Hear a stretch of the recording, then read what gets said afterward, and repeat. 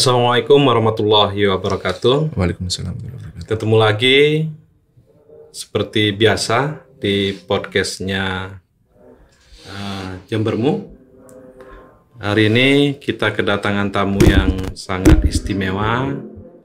Beliau merupakan pakar komunikasi dan sekarang ini beliau sebagai dosen di Universitas Muhammadiyah Jember, khususnya di Prodi Ilmu Komunikasi. Nah, beliau ini pernah berkuliah di UGM, Universitas Gadjah Mada. Nah, tentu ini sangat relevan dengan tema kita hari ini. Kita akan membahas mengenai hoax atau hoax. Nah, nanti akan dikupas lebih detail dengan pakar kita ini. Nah, kita sapa dulu beliaunya. Selamat siang Mas Kuku. Selamat siang Bang Amri. Gimana kabar ini? Ya, alhamdulillah sehat. Walaupun agak batuk pilek, mungkin cuacanya sudah mulai nggak normal ya rasanya. Panas gitu kan. Iya, memang lagi musim ya. Iya, lagi jadi agak batuk pilek sedikit, tapi insya Allah bisa Mas. Bisa setengah jam ke depan bisa. Tapi biasanya Mas Koko ini kalau berbicara tentang hoax ini biasanya semangat ini. Nah, itu amanat dari kampus itu. Iya. Karena ini merupakan dakwah juga Mas ya. Ya. Walaupun mungkin bagi sebagian orang dakwah itu kan harus di mimbar masjid ya. Padahal dakwah itu sangat luas Mas ya. Sangat luas. Termasuk salah satunya melawan hoax ini Mas ya. Nah, ya begitulah perjuangan Bang. Kan kita dulu kader kan dilatih untuk menyampaikan kebenaran walau satu ayat gitu. Nah, satu ayatnya saya ini masalah hoax itu. Walaupun satu ayat Mas Koko, ini dampaknya sangat besar ini ya, mudah-mudahan kepada masyarakat. Okay. Mudah-mudahan. Nah, dulu Mas Koko di UGM ya? Iya, saya di S2 Ilmu Komunikasi UGM, konsentrasinya di Ilmu Komunikasi dan Media. Jadi memang S2-nya sudah di Ilmu Komunikasi, terus konsentrasi lagi tentang media yang berkembang, media massa, terutama media massa yang berkembang di Indonesia begitu. Jadi memang sejak S2 itu memang sudah mulai fokus bicara masalah hoax, pemberitaan, jurnalistik dan begitu. Terutama hoax ini sih, karena memang menarik begitu. Nah, perjalanannya menarik begitu. Jalannya berkembangnya menarik. Iya. Karena memang ini Mas Koko, kalau kita lihat media sosial sekarang ini kan tidak ada yang lepas ya dari hoax kan. Ini gimana kira-kira Mas Koko melihat perkembangan hari ini gitu Mas Koko? Kalau kita kan harus narik dulu ke belakang, Bang. Hoax itu kan dulu kan istilah yang dipakai itu sebenarnya dari film gitu. Jadi ada film judulnya hoax gitu. Film tentang berita palsu, bagaimana berita palsu itu bisa mempengaruhi kehidupan seseorang begitu. Nah, terus baru ngetrend di Indonesia itu kan ketika ada pemilu, kemudian ada beberapa kejadian, akhirnya mulai ngetrend di Indonesia masalah hoax ini gitu, Bang. Tapi ya memang panjang perjalanannya sampai mulai dari yang mungkin hanya dianggap sebuah frase ilmiah, kemudian akhirnya jadi bagian dari kehidupan kita sampai saat ini, itu kan panjang begitu ya. Dan gerakannya sebenarnya di Indonesia sudah ada masyarakat Mavindo itu Mavindo itu bagus, kemudian ada Indonesian Hoaxes itu dia memang tugasnya memang ngebuster hoax gitu Bang. Oh, melawan hoax. Iya, melawan hoax memang sudah ada komunitinya. Iya. Walaupun komunitinya aktifnya biasanya kalau mau menjelang pemilu. Karena memang di pemilu itu dahsyat biasanya Mas Koko. Ini Mas Koko, kalau saya amati Mas Koko ya, itu terutama yang paling populer itu di masyarakat Indonesia itu kan WA Mas ya. Terutama grup-grup WA. Ini saya lihat pelaku penyebar hoax ya, itu sangat masif Mas. Bahkan mungkin bisa saya bilang sangat militan gitu Mas. Ini kenapa Mas? Nah, uniknya kita itu kan kita mengalami transformasi komunikasi yang cukup cepat Bang. Jadi mulai dari zaman media elektronik cetak, kemudian sampai ke zaman sosial media, Facebook dan sebagainya, sampai ke era WA. WA ini kan sebenarnya disebut sosial media nggak bisa, karena dia nggak terbuka. Jadi dia kelasnya itu masuknya ke aplikasi pesan gitu. Nah, hoax ini berkembangnya juga di situ gitu, karena memang kalau di sosial media insya Allah sudah banyak filternya. Jadi kalau Facebook kemudian Google itu kalau ada informasi salah dia ngasih flag, ada banyak. Nah kalau WA ini nggak bisa gitu. Nah ini kenapa kok jadi masif dan militan? Karena kadang ada namanya polarisasi, Bang. Jadi kita itu kan di sosial media, kita kan nggak lepas ya, ada Facebook, YouTube, WA, kemudian Instagram. Nah kalau kita mengkonsumsi suatu konten, misalnya saya suka sepak bola gitu, maka sosial media itu akan menyajikan sesuai kesukaan saya. Semuanya serba sepak bola. Begitu. Semuanya sepak bola. Iklannya sepak bola, konten beritanya isinya sepak bola. Kenapa begitu? Karena memang sosial media itu punya fitur yang namanya targeting ads namanya. Jadi iklan tertarget. Nah dia akan akan membuat orang-orang yang suka tema itu seolah-olah itu ya dunia itu isinya hanya sepak bola. Disajikan terus, disajikan terus menerus gitu. Muncul dengan sendirinya otomatis dan berkumpul dengan orang-orang yang sefrekuensi. Ini yang terjadi. Termasuk grup mungkin Mas ya. Termasuk grup, akhirnya orang berkumpul dengan satu frekuensi. Nah, akhirnya kadang karena polarisasi ini sangat kuat, jadi seolah-olah menganggap bahwa yang lain itu nggak ada suaranya, yang lain itu nggak semasif saya. Akhirnya mereka menganggap bahwa pesan yang disampaikan itu ya benar gitu, yang lainnya nggak benar gitu. Ya karena memang dikumpulkan mulai dari Facebook, Instagram, YouTube-nya ya tentang hal itu gitu. Kemudian di grup WA mungkin ngumpulnya juga orang sama, akhirnya ketika di grup yang lebih majemuk gitu akhirnya jadi gesek karena dipikirnya ya dunia itu hanya tentang itu gitu.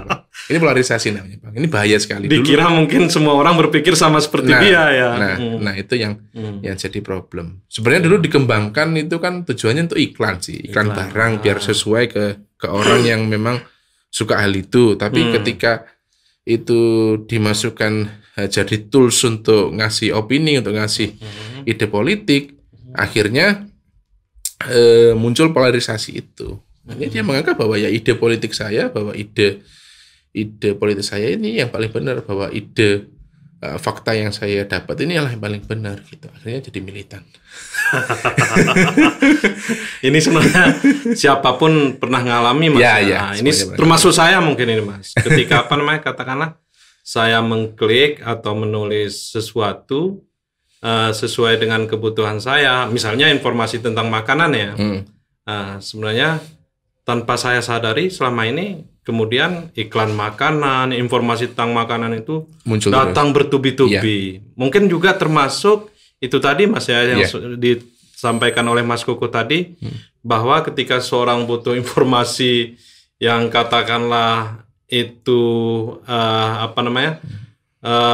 dibutuhkan, walaupun misalnya sumbernya tidak valid, itu memungkinkan untuk muncul Mas. Iya, muncul. Apalagi kan kalau di era media elektronik dulu, ketika sebuah konten itu naik ke TV, ke koran, itu kan pasti ada yang memvalidasi, artinya ada redaksi, ada dewan redaksi, ada wartawan, jurnalis. Nah, di era sosial media dan termasuk era WhatsApp ini, semua orang itu bisa bikin konten, Bang.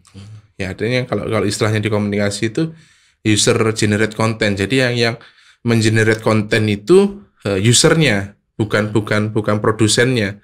Jadi kita istilahnya jadi prosumer, kita jadi produsen ya, jadi konsumen dari info. Nah itu bahayanya karena nggak ada validasi. Akhirnya apapun kita bisa bikin, gitu. Apapun kita bisa bikin, temanya bisa bikin. Misalnya ada berita A, kemudian kita belokkan sampai X bisa. Gitu. Dan itu kan mudah, nggak ada yang memfilter, dan itu mudah sekali kan bikin. Dan bisa jadi viral Mas ya. Ya memang itu yang dicari. karena memang kalau yang di YouTube, Bang, contoh YouTube ya, di YouTube itu kadang memang ada yang sengaja bikin video yang disinformasi ya, disinformasi atau misinformasi, yang disinformasi memang sengaja agar agar viral gitu. Kalau udah viral kan viewer naik, subscriber naik, kemudian kalau komennya kencang dia kan ads-nya naik gitu. Tujuannya lagi-lagi memang uang ya. Dan itu saya kenal beberapa mantan editornya, jadi memang editor videonya itu. Ada teman-teman yang kerja di perorangan gitu, mereka memang disuruh bikin, kamu comot berita ini di berita ini, nanti judulnya dibuat hiperbola. Gitu kan. Ya memang true eventnya ada, cuman kadang dipelintir si isi beritanya. Ciri-cirinya biasanya kalau di YouTube itu, kalau suara naratornya itu suara robot, Bang. Pernah nonton nggak sih? Pernah. Itu biasanya. Dan itu sangat jelek suaranya. Suaranya kan kayak ya memang suara robot. Memang suara robot ya. Karena mereka nggak berani munculkan identitas aslinya termasuk suara aslinya. Karena kan mereka sadar bahwa beritanya itu bisa bikin misinformasi, bisa jadi hoax, sadar. Tapi memang dicari memang itunya. Iya. Nah, yang makan itu banyak, Bang. Ini menarik, Mas. Banyak. Yang makan itu banyak gitu loh, Mas. Dan yang menolak itu juga banyak. Gitu, Mas. Ini apa namanya? Ini kan akan bahaya ya ke depan gitu, Mas. Nah, saya ini pernah dengar juga bahwa apa namanya ketika pemilihan Donald Trump dulu, Mas ya. Donald Trump. Itu banyak yang kemudian apa namanya pihak-pihak yang mendukung, banyak pihak-pihak yang menolak dan terpolarisasi gitu, Mas. Nah, ini gimana, Mas, dalam pandangan Mas Kukuh ini? Di Amerika ini contoh yang paling gamblang sebenarnya bagaimana sosial media itu bisa dimanfaatkan untuk membuat opini politik kita itu belok gitu. Opini politik kita disesuaikan dengan kebutuhan. Kalau di ilmu komunikasi politik itu istilahnya political spin. Orangnya namanya spin doctor. Jadi memang orangnya memang bertugas mengubah opini masyarakat itu menjadi sesuai dengan kebutuhan. Nah, di Donald Trump itu dia nyewa firma jasa konsultan namanya Cambridge Analytica. Jadi memang lembaga firma konsultan yang dia spesialisasinya di big data. Waktu itu melakukan tugas adalah meng-crawling seluruh data sosial medianya warga Amerika. Kemudian mereka bikin iklan politik yang sesuai dengan masing-masing behaviornya masyarakat. Istilahnya targeting ads tadi. Jadi mereka itu bisa benar-benar bikin iklan yang sesuai dengan saya. Misalnya kalau saya seorang veteran ya jadi sangat patriotik iklannya. Donald Trump jadi sangat patriotik di mata saya. Gitu kan. Beritanya, infonya, iklannya itu maksudnya tentang itu. Kemudian kalau saya filantropi misalkan, Donald Trump kelihatan sangat filantropi. Pernah mendonasikan berapa miliar hartanya gitu. Nah, itu terjadi. Itu akan muncul ya. Muncul terus. Sehingga Donald Trump ini kelihatan seperti pahlawan ya. Kelihatan sempurna di segala bidang. Itu terjadi dan itu lepas dari perhitungannya Hillary Clinton. Efektif berarti itu, Mas. Ya, kepilih kan. Buktinya terpilih ya. Buktinya terpilih dan padahal tidak bisa diturunkan kan. Waktu itu Hillary Clinton itu tingkat keterpilihannya itu jauh lebih besar ya daripada Donald Trump. Tetapi kenyataannya malah Donald Trump yang terpilih gitu, Mas. Itu efektif. Toolsnya itu memang efektif. Banyak yang mulai belajar. Itu makanya kan big data kan jadi ngetren ya gara-gara setelah itu. Donald Trump itu ya. Bagaimana ternyata kita dengan melihat behaviornya pengguna sosial media, kita bisa menentukan iklan mana yang tepat, terus pada akhirnya bisa mempengaruhi keputusan politiknya dia. Berarti termasuk ini tadi, Mas ya, mereka yang nge-share yang kita bahas di awal tadi, mereka yang nge-share info-info yang hoax tadi itu, berarti mungkin pikirannya itu terframing, kemudian mencari data-data sesuai dengan apa yang ada di pikirannya itu, Mas ya. Iya. Dan itu muncul terus ya. Muncul terus. Kemudian di-share. Itu terjadi di Amerika ya. Di Amerika terus di kita. Kan ada satu, bukan ini nggak tahu bentuk penyakit atau bukan. Mungkin teman-teman psikologi yang bisa menentukan. Namanya FOMO, Bang. Jadi fear of missing out. Jadi ketakutan kalau ketinggalan sesuatu. Gitu. Ketakutannya ini bisa macam-macam, tapi di sosial media biasanya. Takut kalau saya paling terlambat nge-share info ini. Takut kalau saya ini paling telat info, atau takut kalau kalau nggak saya share ini bisa pengaruhi kesehatan teman-teman saya gitu kan. Makanya kan sering yang beredar kan info kesehatan gitu. Iya. Takut kalau saya jadi orang terakhir yang tahu hal ini gitu. Akhirnya begitu dapat info apapun itu nggak dibaca, nggak divalidasi, di-share. FOMO namanya. Iya. Sebenarnya seakan-akan peduli ya, tapi sebenarnya bisa jadi menyesatkan ya. Ya sebenarnya dia memakan ketakutannya dia sendiri. Takut saya jadi orang terakhir yang tahu hal ini, makanya harus segera saya bagikan. Begitu, dan itu terjadi. Iya. Dan itu terjadi. Sehingga nggak ada filter, Mas. Ya? Nggak ada filter, nggak dibaca dulu kan. Penting judulnya ya. Judulnya ke bawah, baca berita di bawah-bawah kok lain. Makanya kan di WhatsApp sekarang kan dibatasi. Kalau kita nge-share info kan nggak boleh lebih dari berapa grup gitu. Iya. Oh, dibatasi, Mas, ya? Dibatasi. Sekarang ini dibatasi ya? Dibatasi, jadi kita nggak bisa. Terus kemudian kalau itu informasinya sudah di-share lebih dari berapa kali, itu biasanya ada terusannya, diteruskan berulang-ulang, kemudian ada tanda panahnya. Gitu. Itu salah satu upaya Facebook untuk bertanggung jawab terhadap ciptaannya. WhatsApp kan punyanya Facebook sekarang. Berarti kita disuruh untuk memverifikasi lagi, Mas ya. Saya kalau di Facebook bisa di flag, artinya dikasih tanda, dikasih bendera merah. Pesan ini menyesatkan gitu. Tapi kalau WA kan nggak bisa. Iya. Karena dia kan ranahnya pribadi. Iya. Jadi secara logik seharusnya Facebook nggak tahu kontennya, jadi nggak bisa nge-flag. Gitu. Iya. Ya ini memang menjadi masalah, Mas Koko. Karena di grup WA ini kan filternya itu sesama kita ya. Iya, akhirnya. Kemudian ini yang paling membuat kita tidak nyaman bergrup WA ya. Kadang-kadang ketika kita sudah sampaikan bahwa berita ini hoax gitu, orangnya diam, Mas. Diam orangnya. Nanti ketika dia muncul, postingannya muncul gitu, Mas. Ini muncul hoax lagi gitu loh, Mas gitu. Ini kan perilaku yang aneh, Mas gitu. Dan hampir di setiap grup seperti itu. Ya, akhirnya kan pada akhirnya kan untuk teman-teman yang peduli pada isu hoax itu kan, kita akhirnya bukan bicara menyelamatkan satu orang penyebarnya itu kan, tapi kita menyelamatkan 255 orang anggota grup yang lain kan begitu. Yang satu nyebar. Nah kadang kan kita ketika informasi tersebar kita nggak pernah tahu siapa yang akhirnya membaca kemudian percaya, siapa yang baca kemudian tidak percaya, dan siapa yang baca kemudian menentang kan. Kita kan tidak pernah tahu karena kan jarang yang berani komen. Ini sepengamatan Mas Koko ada nggak? Kemudian yang ketika di-share terus menerus gitu, ada yang terpengaruh, Mas? Sepengamatan Mas Koko saja. Seharusnya ada. Seharusnya ada. Makanya kan harus ada counter, balance kan.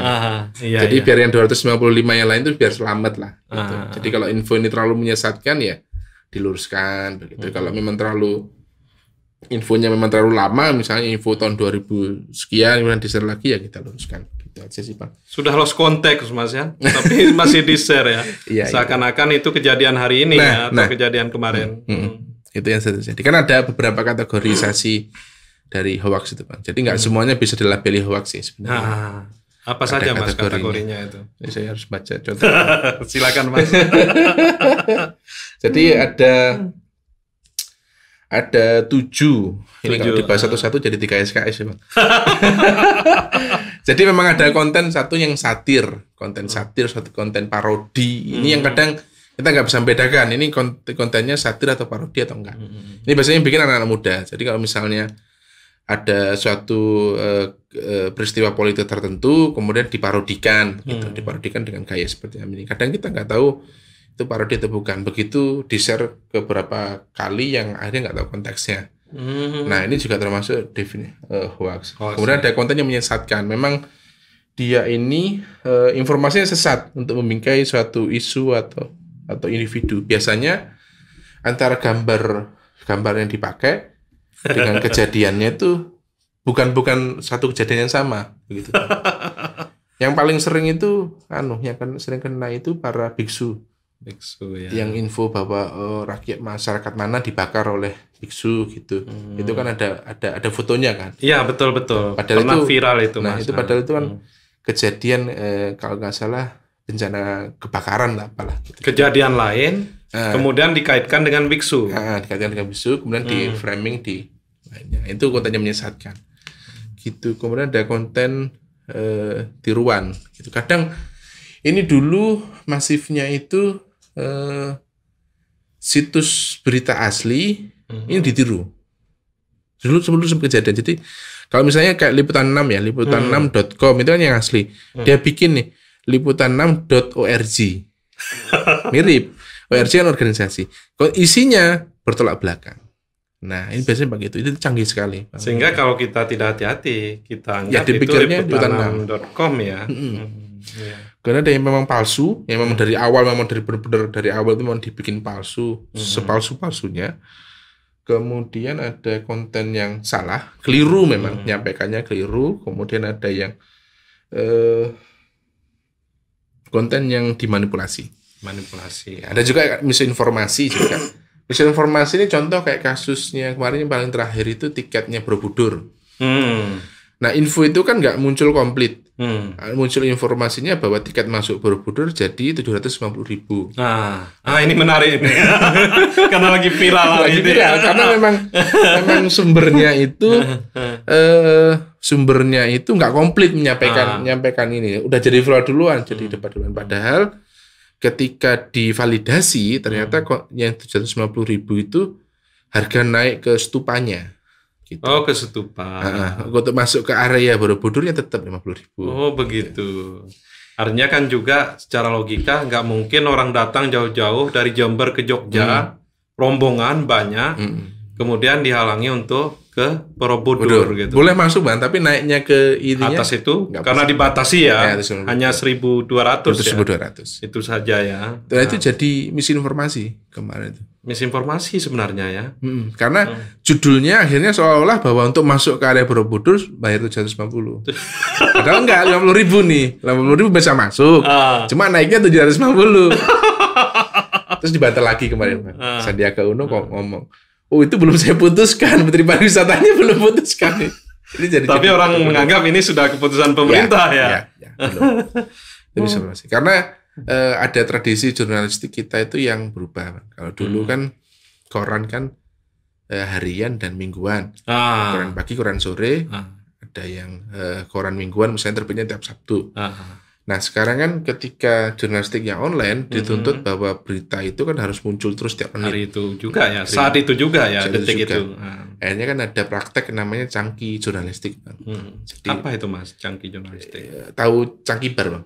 Iya, iya. Kan dipotong-potong. Iya. Jadi informasi itu sebenarnya informasi utuh, cuman karena untuk mengejar agar informasi ini terus ada tiap sekian menit, itu dipotong-potong. Oh, difragmentasi gitu Mas ya. Makanya kan sering kan kalau baca berita ternyata isinya cuma satu paragraf. Pernah nggak Bang? Iya benar pernah itu. Kalau mau baca selanjutnya klik selengkapnya gitu, atau baca link lagi, akhirnya pindah. Itu cangki jurnalistik. Akhirnya problemnya adalah nggak semua orang itu ngikuti seluruh the whole story-nya dari berita itu. Akhirnya jadi problem. Akhirnya jadi kayak informasi itu sepotong-sepotong yang diterima. Yang terjadi akhirnya jadi misinformasi dan punya potensi jadi hoax. Gitu. Terkait ini tadi Mas, apa namanya, parodi ya? Iya, parodi. Itu sebenarnya kalau dalam konteksnya kita tempatkan dalam konteks parodi, itu kan sebenarnya tidak ada masalah Mas ya. Hanya saja ketika apa namanya ini disiarkan ulang, kita tidak tahu itu konteksnya parodi, itu yang menjadi masalah. Betul jadi itu problem. Mas? Belum. Itu yang jadi problem ya. Jadi problem. Kayak praktek-praktek komedi stand up itu kan sering parodi. Nah, kemudian kan mereka kan ada namanya setup dan ada punchline. Kadang itu mereka dipotong gitu, dipotong punchline-nya itu. Iya, punchline-nya jadi dipotong sampai akhirnya jadi problem. Padahal kan kadang mereka nggak bermaksud begitu gitu. Tapi akhirnya jadi problem. Itu parodi, satir juga begitu. Kadang meme apa yang bacanya? Meme ya? Meme. Ya ada meme, ada yang bilang meme gitu. Meme. Itu juga. Kadang ada meme yang karena terlalu viral akhirnya sudah nggak bisa dijelaskan lagi konteksnya gitu. Ini juga jadi problem, Bang. Kayak kemarin yang foto Formula E itu kan juga karena foto ya, namanya foto kan harus ada komposisinya, itu jadi problem juga. begitu. Terserah yang moto ya. Kan waktu itu kan ada foto 1, 2, 3 terus ada ibu-ibu sendirian di pojok gitu kan. Padahal kan sebelahnya kan ada banyak orang kan begitu. Sehingga tafsirannya menjadi lain. Lain. Padahal ya itu apa ya maksudnya? Misinformasi sih. Kalau disebut, kalau dis kan sengaja, kalau mis kan tidak sengaja. Oh begitu Mas ya. Kalau dis itu disengaja. Kalau mis itu tidak disengaja. Secara alami ya. Jadi yang moto ini sebenarnya tidak ada keinginan untuk memframing ya. Tapi kemudian muncul ya. Iya, harusnya tidak ada keinginan seharusnya. Kalau ada keinginan saya nggak tahu lagi. Nah, ini Mas, ini kan bahaya Mas ya pastinya gitu. Kira-kira ada nggak tools agar kita tahu bahwa berita itu hoax atau hoax tadi atau disinformasi gitu Mas, atau apapun lah namanya Mas. Ada nggak tools sehingga masyarakat kita itu tidak serta-merta kemudian langsung share saja gitu Mas. Dulu itu sempat ada aplikasinya, jadi aplikasi Turn Back Hoax itu ada. Cuma saya lihat kok aplikasinya sudah nggak aktif, mungkin sudah habis pendanaannya. Tapi teman-teman bisa ngecek di websitenya turnbackhoax.id Bang. Turnbackhoax.id ya. Sama mavindo.org.id. Biasanya kalau hoax-hoax yang viral di situ sering dibahas. Jadi misalnya, tapi ya kadang-kadang memang hoax-hoax yang benar-benar viral yang muncul di situ. Kalau nggak ketemu, sebenarnya cukup pakai Google aja di searching ketemu kok Bang. Kita misalnya dapat kiriman berita apa. Nah, dalam sebuah informasi panjang itu kalau kita curigai hoax, kita lihat aja kata kuncinya apa. Gitu. Misalnya kalau tiket Borobudur misalnya, tiket Borobudur. Kita searching aja di Google. Google itu ngurutkan kok, mulai biasanya yang dia taruh paling atas itu situs berita yang memang kredibel. Nah dari situ biasanya sudah muncul. Kalau itu hoax sudah agak lama, artinya sudah 2-3 hari, di situ biasanya sudah muncul klarifikasi. Di googling aja kata kunci dari informasinya biasanya panjang-panjang Bang. Iya, betul. Panjang-panjang gitu. Jadi kita agak malas bacanya. Cari aja kata kuncinya apa, dimasukkan Google, di googling ya. Di googling muncul, pasti muncul. Muncul ya. Kalau bentuk foto di Google Image, di reverse searching, jadi kita upload ke Google, nanti sama Google diurutkan ini foto yang asli dari mana. Gitu, tools-toolsnya gitu. Tapi sebenarnya ke perasaan aja dibaca. Kalau ini too good to be true atau too bad to be true ya ada kemungkinan ke hoax. Agak berlebihan. Berlebihan. Terlalu evil juga terlalu baik itu kita cukup harus curiga gitu loh. Itu Mas ya. kok masa iya sih orang ini sejahat ini gitu ya. Kita tuh perlu curiga tuh. Harus mulai dicek. Termasuk kalau terlalu baik. Terlalu baik juga. Makanya too good to be true kan, terlalu baik untuk jadi kenyataan. Misalnya dulu kan sempat ada hoax yang rame bensin gratis di semua pom Indonesia tanggal 29 Februari. Sempat dapat nggak? Iya, saya sempat. Itu parodi kan sebenarnya, karena tanggal 29 Februari kan jarang kehabisan Bang ya. Iya. Biasanya 28 lah. 28 kan biasanya. Iya, kalendernya itu sampai tanggal 28 gitu. Itu parodi sebenarnya. Itu akhirnya jadi hoax karena konteksnya nggak disertakan. Iya. Nah, akhirnya orang percaya, wah tanggal 29 saya ke pom bensin. Ketika lihat tanggalan, mana tanggal 29-nya? Tapi terjadi. Itu hoax yang rutin terjadi di Februari gitu. Iya. Dan ini sangat mempengaruhi psikologis ya. Artinya kan kadang-kadang orang merasa bahwa oh ini kesempatan bahwa kita dikasih gratis gitu. Berangkatlah mereka. Rame kan gitu loh Mas gitu. Walaupun kemudian pada akhirnya pasti mereka sadar juga kan gitu. Tapi kan ini sempat rame kan Mas gitu. Orang jadi tertarik. Ya kan ada beberapa langkah sebenarnya itu mendeteksi. Yang pertama kan perhatikan hati, kalau memang dia menimbulkan emosi yang negatif, marah, kemudian benci, terus kalau kita baca itu sakit hati gitu, biasanya ada kemungkinan ke situ ke hoax. Karena kalau secara baku, kalau itu memang berita resmi, dia itu nggak akan bikin orang yang sampai sakit hati banget, enggak. Judul-judul berita yang kalau dari media itu biasanya nggak terlalu sampai ke situ. kalau judul-judul yang memang dari buat bikinan orang dari UGC tadi itu ya memang kita kadang ke situ. Berarti hati kita ini juga sangat berperan ya Mas ya untuk memfilter berita-berita hoax tadi ya. Ini kalau bikin marah ya berarti ada kemungkinan hoax. Kemudian kalau memang pesannya berantai, misalnya ada tulisan mohon di-share ke 10 grup, mohon di-share kalau Anda peduli dengan kesehatan keluarga Anda. Betul Mas. Nah, kadang-kadang promosi produk gitu. Ternyata kita jadi korban Mas. Karena kan betul Mas ya. Bisa jadi kita media sosial kita itu di Mas? Targeting ads ya. Iya gitu. Sering terjadi. Di Mas? Dimasuki oleh orang yang tidak bertanggung jawab kan gitu Mas gitu. Itu sering terjadi. Artinya ya ini aja kadang kalau informasi yang benar-benar penting itu jarang ada yang dibumbui dengan kata-kata mohon disebarkan segera gitu, jarang ya kan itu. Jarang banget yang dibumbui. Kalau sudah ada bumbu-bumbunya seperti itu ya kita harus waspada lah. Kita baca dulu informasinya. Ini kira-kira benar enggak. Kemudian kalau enggak ada sumbernya ini juga perlu waspada. Enggak ada linknya. Tapi linknya juga harus dicek. Jangan-jangan dibuka nanti beritanya lain. Gitu. Yang sering nanti Menteri Agama. Kasihan Menteri Agama itu. Kadang isi share-nya apa, nanti begitu ada seolah ada sumber linknya, tapi itu diklik isinya lain. Iya. Itu kemudian ada redaksinya enggak, kemudian ya akhirnya kayak ilmu hadis Bang. Orang yang menyebar ini punya punya kecenderungan untuk menyebarkan hoax tidak? Kalau dulu di masa lalunya dia memang suka sebar konten yang meragukan ya kita waktu waspada. Hadis kan juga gitu Bang, kalau ada yang sanadnya nggak bagus kan nggak bisa dipakai. Ada keraguan terhadap orang di sanadnya itu, maka perlu kita curigai kan? Iya. Ya sama dengan kalau di grup WA itu kalau ada satu orang yang sanadnya bermasalah ya jangan. Terus ini Mas, dalam pantauan saya Mas ya, kadang-kadang pendidikan ya, tingkat pendidikan Mas, itu kadang-kadang juga tidak kemudian serta-merta orang dapat memfilter ya, mungkin harusnya kan pendidikan lebih tinggi, mereka itu lebih bisa memfilter gitu.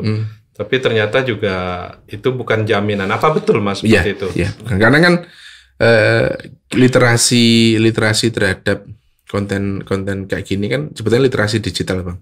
Kan nggak semua orang punya literasi digital yang sama terhadap isu kayak gini.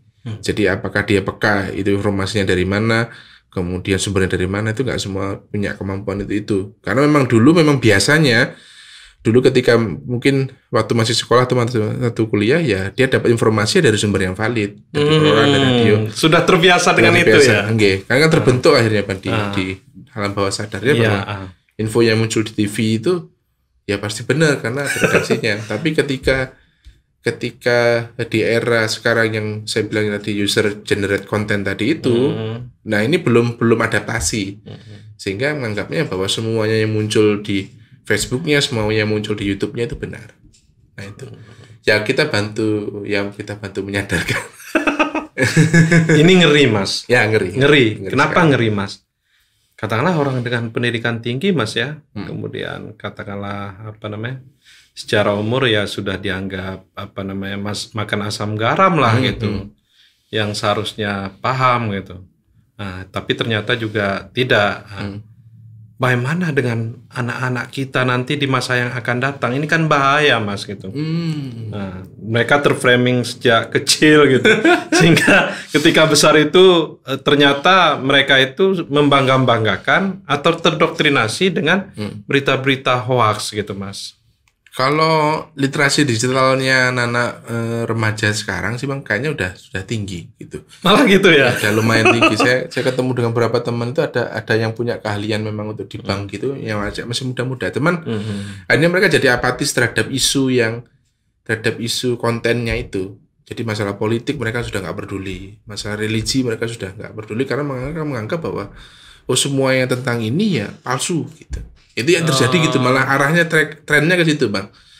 Makanya kan banyak saya mirisnya itu kan kadang ada beberapa paham yang dari luar itu yang masuk ke kita karena mereka memang sudah nggak mau dekat dengan tema-tema itu karena tema-tema itu sering dipakai untuk hoax. Gitu. Sudah nggak laku.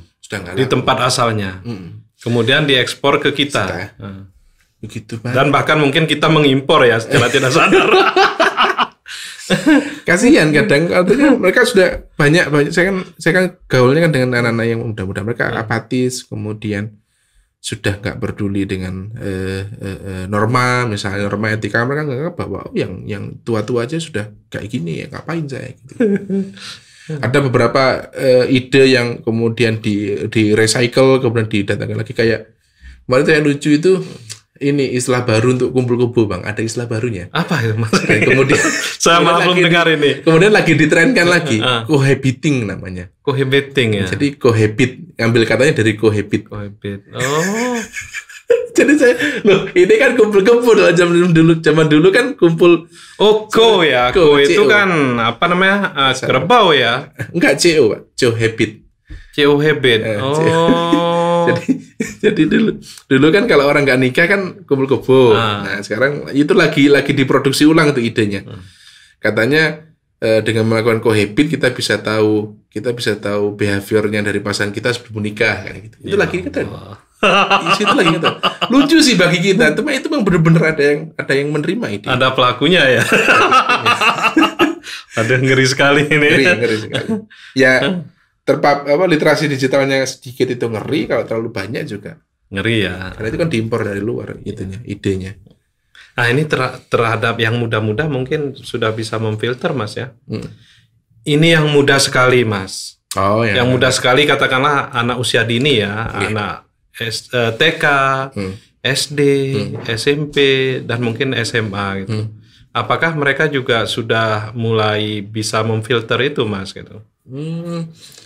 Mungkin nggak banyak yang bisa secara pribadi, secara otodidak filter, tetap harus diarahkan. Jadi namanya materi literasi digital itu memang harus kita kasih. Mungkin kalau nggak bisa dijadikan mata pelajaran.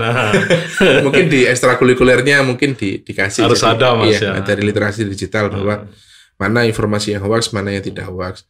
Karena kan mereka kan juga, misalnya di WA keluarga kan mereka kan juga jadi apa ya? Jadi kalau mereka bisa bagus literasi digitalnya kan mereka bisa menyadarkan orang tuanya kalau ini hoax misalnya. Iya. Itu bagus banget. Jadi memang pendidikan literasi digital kayaknya harus mulai dari kecil dikasih. Usia dini, Mas ya. Diarahkan kemana gitu. Walaupun yang sudah langsung ngerti, langsung jago juga banyak. Iya.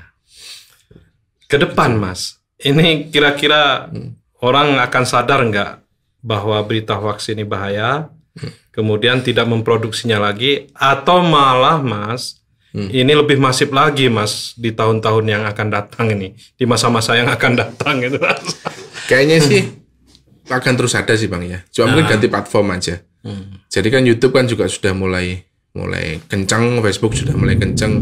Kayaknya sudah mulai geser si produsen hoax itu sudah mulai geser ke platform yang lain. Sekarang di TikTok itu lagi banyak konten hoax. Di TikTok, kemudian di Facebook ya masih ada, cuma gampang di flag ya di TikTok itu. Ya bergeser aja, pelakunya mungkin ganti aja, Pak. Baik, Mas Koko. Pelakunya ganti aja. Sebenarnya ini sangat menarik, Mas Koko ya. Mungkin kapan-kapan kita berbicara lebih panjang lagi. Hanya saja waktu kita ini yang membatasi, Mas Koko. Dan ini sangat penting bagi masyarakat, terutama juga bagi generasi-generasi kita yang akan datang ya. Dan siapapun sebenarnya. Karena kita hari ini tidak bisa terlepas dari komunikasi sosial media. Ya, komunikasi media komunikasi. Okay. Ya mungkin usulnya mulai dimasukkan aja literasi digital itu jadi materi. Mata pelajaran ya. Bukan mata pelajaran, mungkin agak panjang urusnya. Jadi materi di Darul Aqom misalnya, di DAD atau di Taruna Melati, di sekolah-sekolah Muhammadiyah ya. Kalau bisa diinisiasi 1-2 jam dikasih materi literasi digital, insya Allah kan generasi kita bisa lebih sadar kan gitu. Kalau kita kan lebih mudah ngajari yang muda, Bang, daripada. Betul. Ini menarik ini, Mas Koko. Ya memang tidak hanya lebih mudah mengajari Mas Koko ya, tapi juga memang untuk menyelamatkan generasi kita di masa yang akan datang. Ini bisa dimasukkan ke materi pengkaderan-pengkaderan, insya Allah nggak ada ruginya sih Bang materi. Betul, nggak ada ruginya. Iya, karena menurut saya hari ini kebutuhan yang mendesak malah Mas Koko gitu. Bisa terima kasih Mas Koko sama-sama atas informasi termasuk masukan yang sangat menarik ini. Cocok untuk majelis pendidikan kader. Cocok. Benar-benar cocok untuk majelis pendidikan kader.